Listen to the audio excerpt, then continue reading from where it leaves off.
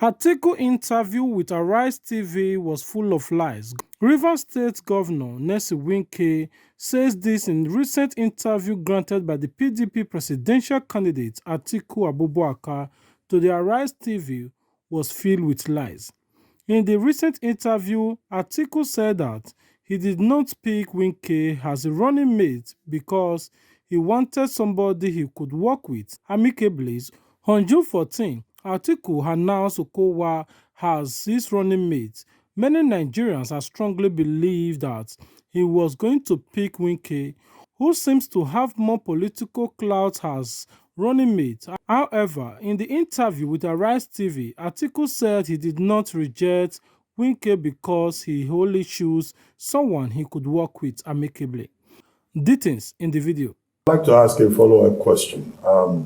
Since Governor Wike and some of his supporters, other governors, started protesting that you should have chosen him because that was the decision that was taken by a group that was put together by the party with your consent to choose the running mate. And we were told by Governor Samuel Ortom of Benue State that Wike was a choice of about 13 persons out of 17, but then that you jettisoned the report of that committee. And on Arise TV, for a second time, Governor Samuel Ortom has said, well, he is praying to God to determine who he will support. But the committee that was set up at my own instance deliberated.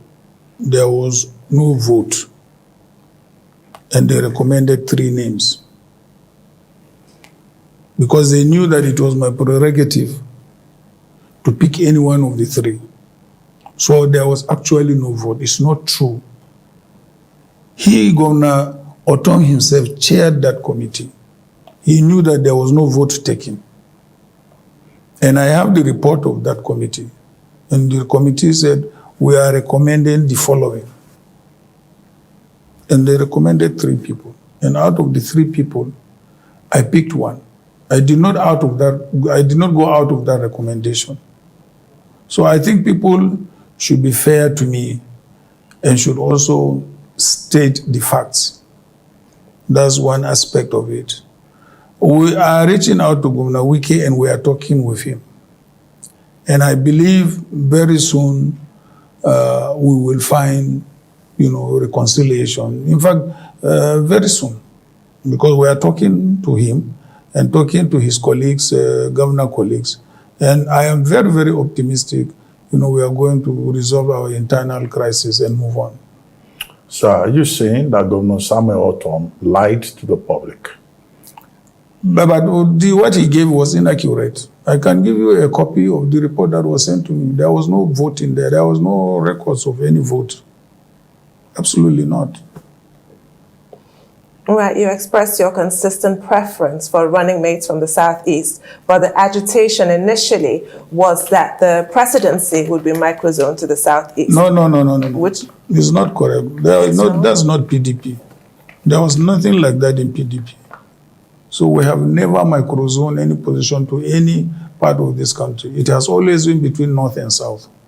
Right. Of course, there has been agitations from the Southeast, because since the return of democracy, they have not produced a president, neither did they produce a vice president. That is of course, quite legitimate. But in politics, you negotiate power. So the negotiations from the Southeast were not successful this time.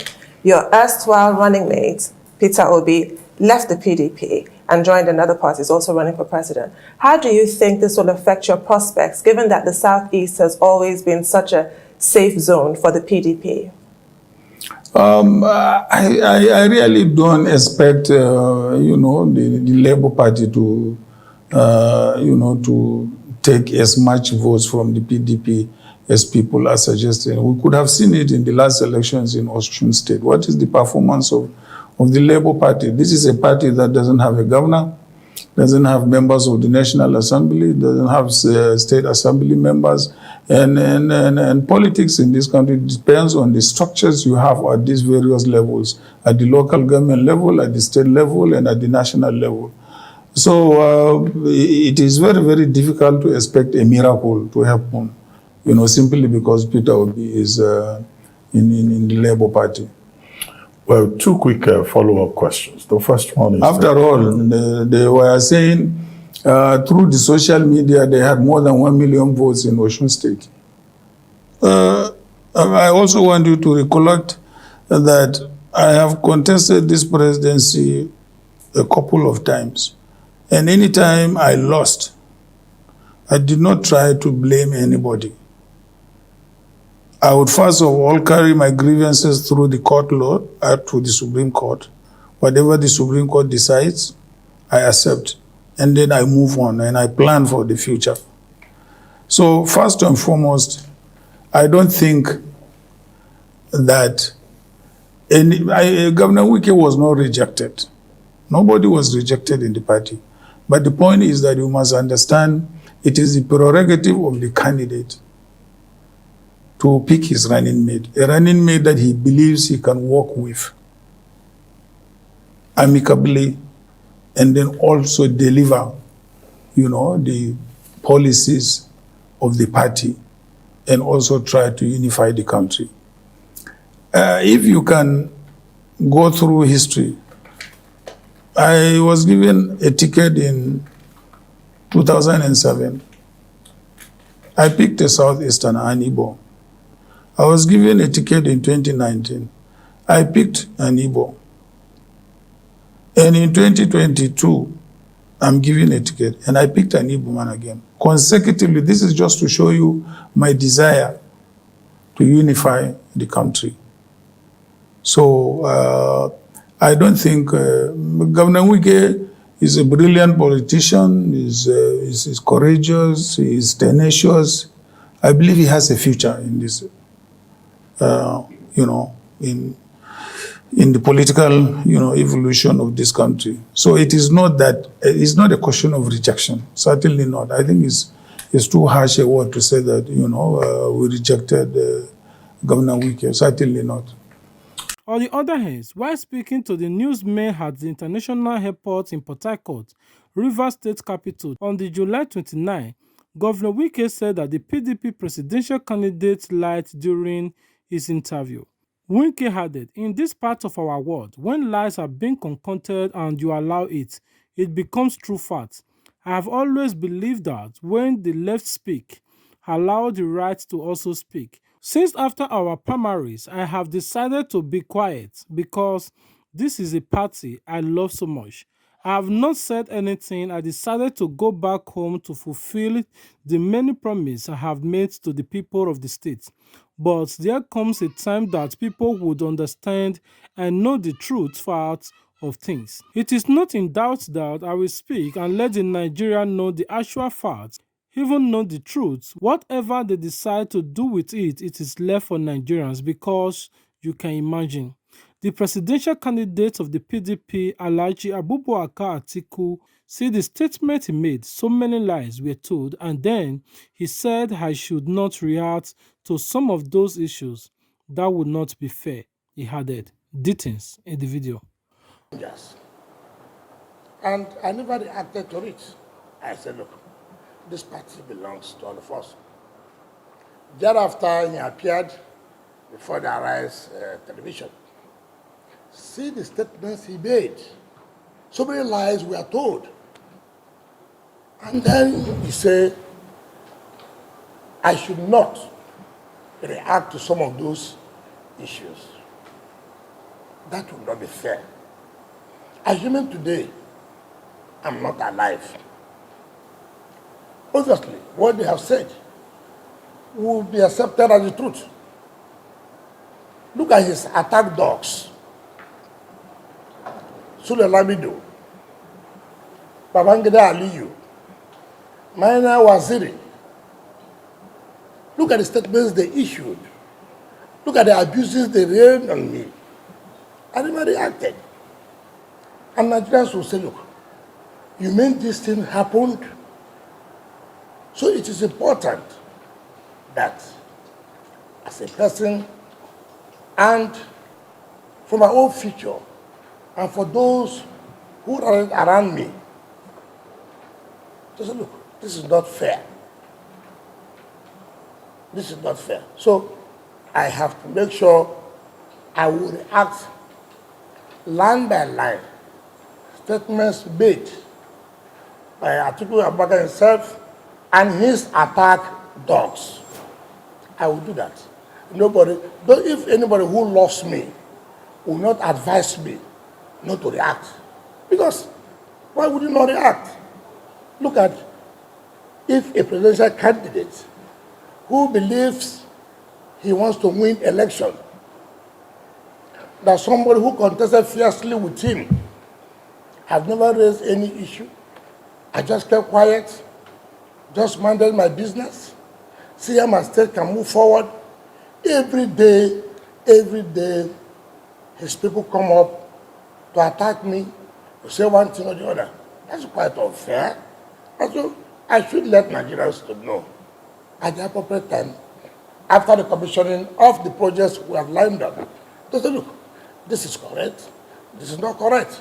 So that prosperity, history will be on our side, that we have been able to keep the records straight. And so that nobody should be in doubt whether I'm going to speak on the issue of PDP, the issue of the primaries, and other related matters.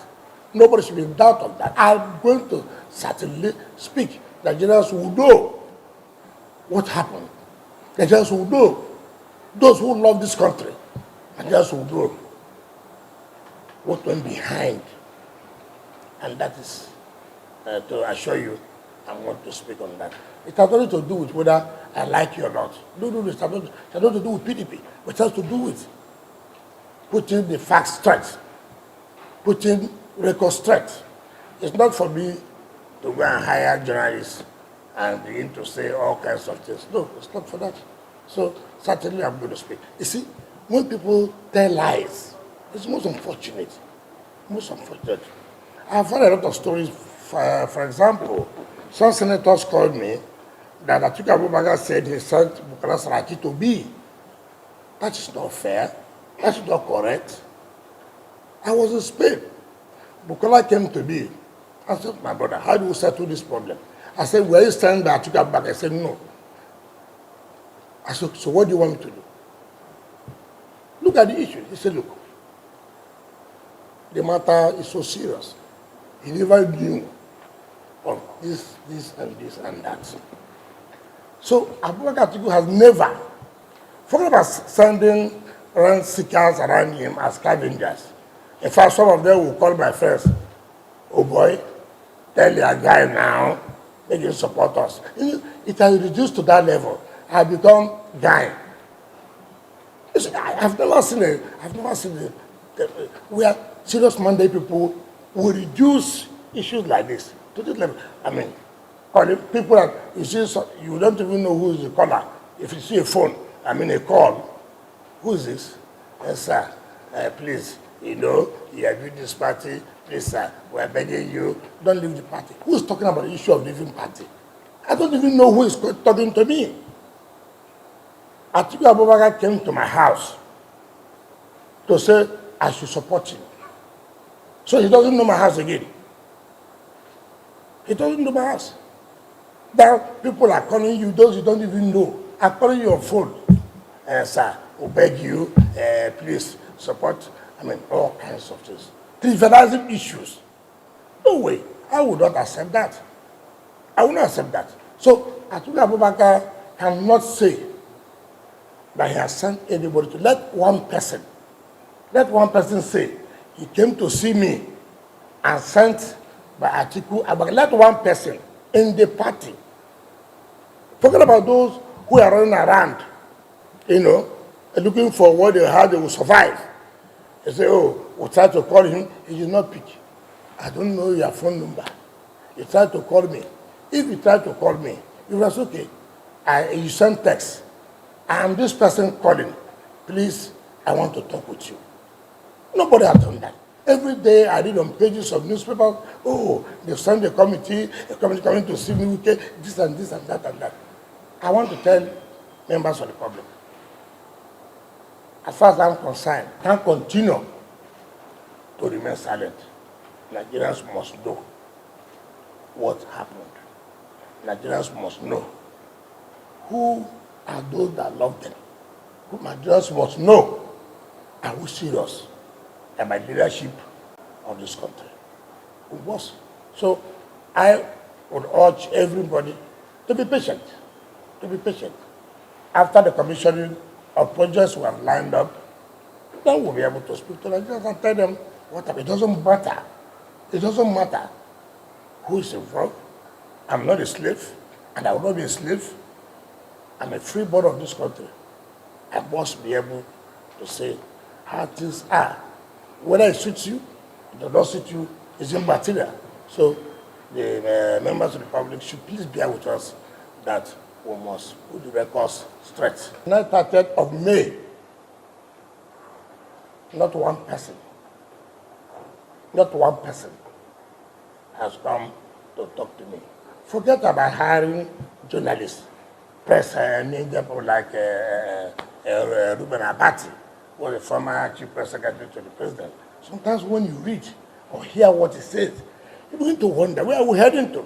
No more investigative journalism. Nothing like that happening. People just stay on one place, concoct stories, say all kinds of things they want to say. But like I said, I remain silent. But I can't continue to remain silent. Well, after this particular interview, the veteran journalist came hard on Governor Wike on August 1st following a comment made by the governor while speaking to the newsmen at the Port Harcourt International Airport last Friday. Governor Wike, while describing the recent interview conducted by Bati and Tunde Abiola with Atiku as one fulfilled with lies, berated the veteran journalist Habati and said he wondered why the media practitioners no longer engage in investigation journalism. According to him, he listened and read some of the things Bati says and writes, and he begins to wonder where Nigerians is heading. Reacting to this, speaking on Arise TV this morning, Abati said he does not know where Governor Wike was when he started the professions many years ago. He, however, stressed that the governor does not have the capacity and the intellect to teach him journalism. Details in the video. Democratic Party, that the party has been reduced to the level of the tantrums and the melodrama of one individual called Nyesom Wike, 59-year-old Nyesom Wike, who thinks that the party belongs to him. I hope that the party itself will take part of the blame, because after the 2015-2019 general elections, when everybody abandoned the party, it was Wike that stepped in there using resources. Well, I don't know where those resources came from, but he stood firm to defend the party, to keep the party alive, and to keep other members of the party at the highest level alive. And hence, he developed a sense of entitlement. And he thought, in a royalistic manner, that, the top prize, the top position in the party was meant for him.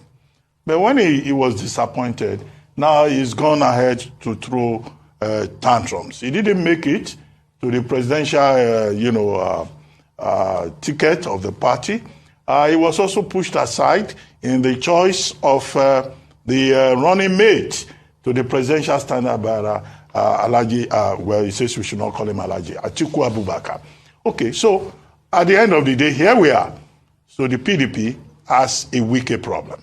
I hope that going forward, the party will learn from their own conduct, from their own mistakes, how because of stomach infrastructure, many leaders of the party more or less handed over the party to one man who developed a sense of delusion, a sense of exaggerated importance, and thought that he could lord it over other members of the party.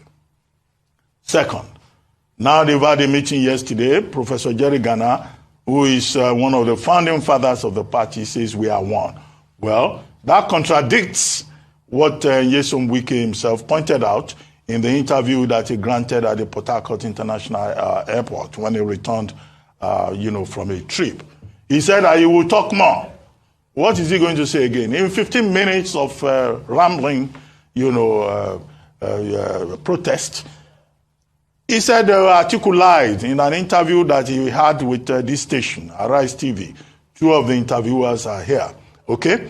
Now, at the end of the day, he did not debunk the lies that he imagined. I'm not defending the Atiku camp. That's not my job. I'm a journalist. Now, what did Atiku say that he addressed concretely, other than saying Atiku lied?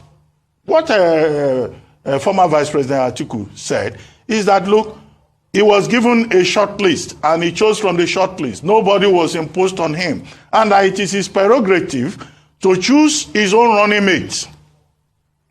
How is that a problem? So you ask the question, what exactly does Wike want? The other day when we discussed this matter, when he started, I said, look, Wike is throwing tantrums. They should give him lollipop.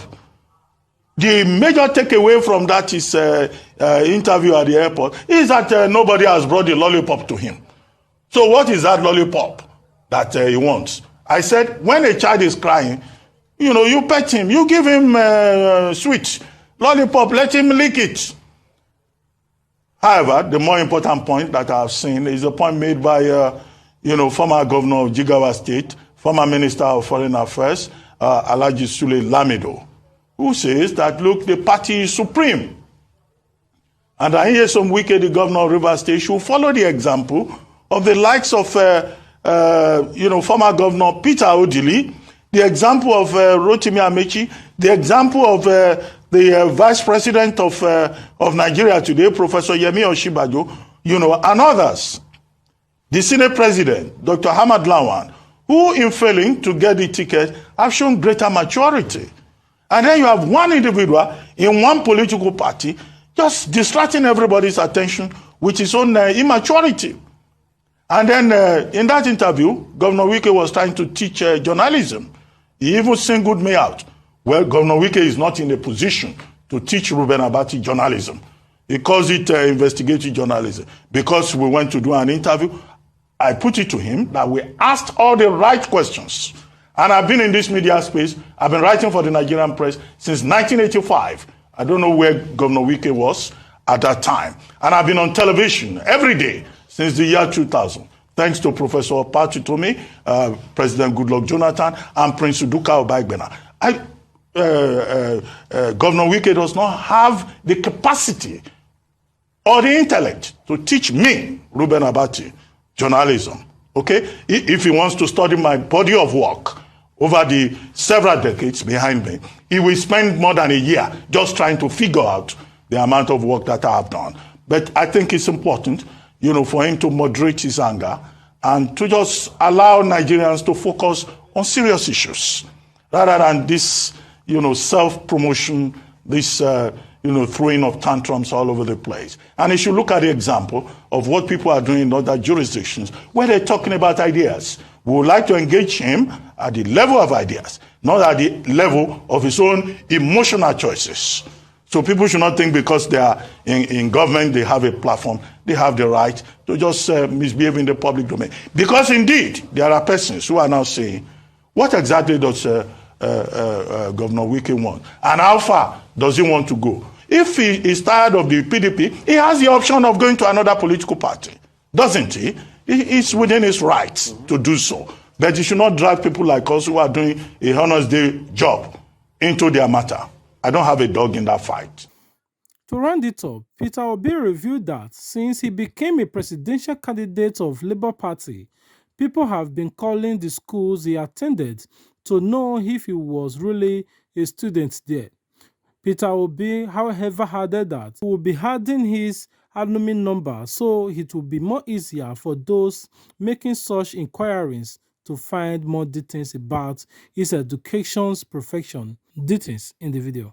The search person in the past 6 months, they've done everything humanly possible. In fact, one of the schools that I attended told me and called me and said, is there anything wrong? We have received over 1,000 people asking whether you came to this school.